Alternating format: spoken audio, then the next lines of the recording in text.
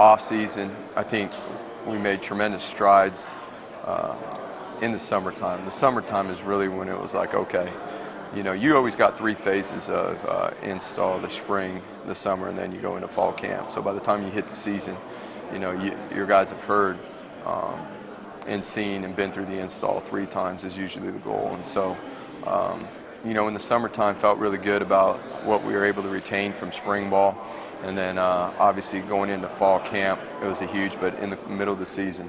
In the middle of the season, when guys are starting to make adjustments, when they're asking about the adjustments going into a new week and, hey, is this going to be the same as this? And this happened in week 2, week 3, or whatever, it was like, okay, we're getting this now. And, we're going to need that. We're going to need that experience and that growth that we've had from this year with the multiple personnels, the pre-snap movement and shifts and motions that we're going to have to deal with within this game. That's going to be a huge part of it.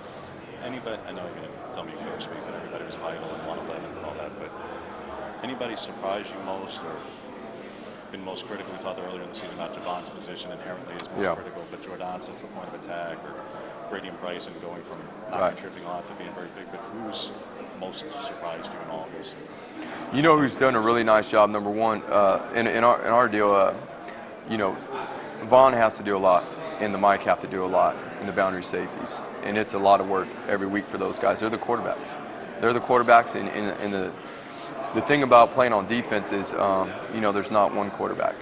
There's 3. And so 3 guys having to work together and be on the same page and creating that every week. And obviously through the course of the season, we've had different guys. I mean, obviously Vaughn's been a staple. Vaughn's been a staple at the nickel position, and that's where, transitioning him there just before, in the middle of fall camp, really going from primarily field safety to the nickel position.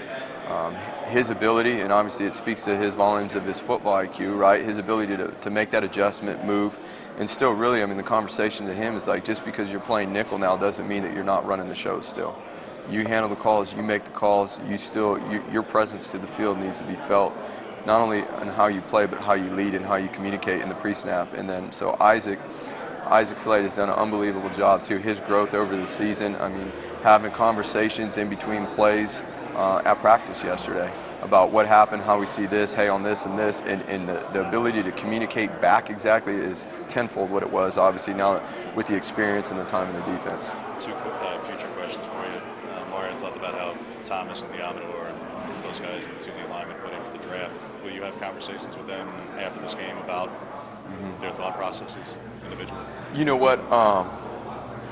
All that stuff will come up in due time. That's always timing's everything, and I think some of the biggest things that you have to be able to focus on is always there's always a multiple of things going on, and to be able to focus at the task at hand in the present time is everything, and that's what the goal is all year. Now the challenge of it, at the biggest moment is that.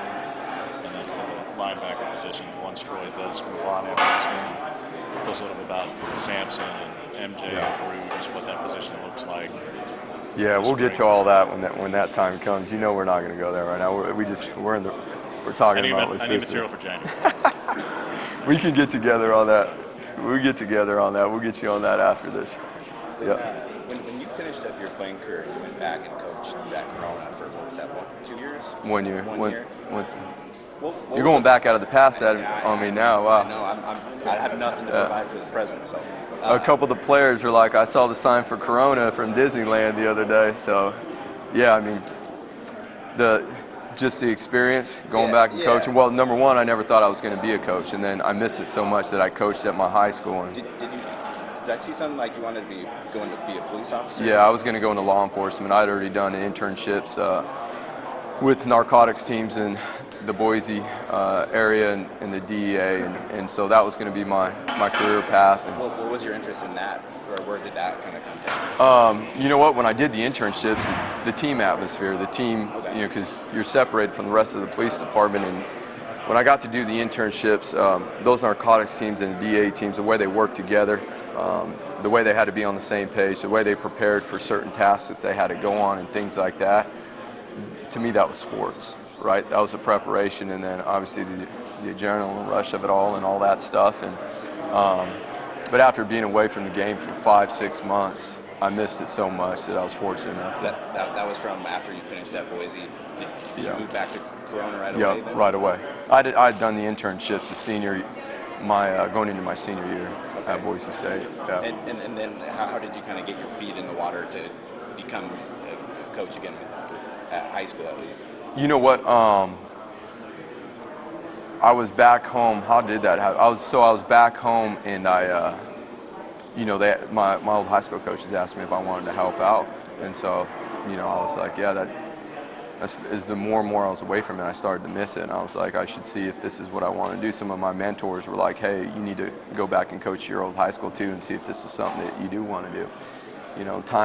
It's very time demanding, and then obviously you take the next step. I was fortunate to become a GA when Dan Hawkins left Boise State to go to Colorado, and that was an opportunity that, it was for my wife and I to see if this life was for us. And so we were very fortunate after the first season of coaching at my old high school. I got an opportunity to be a GA.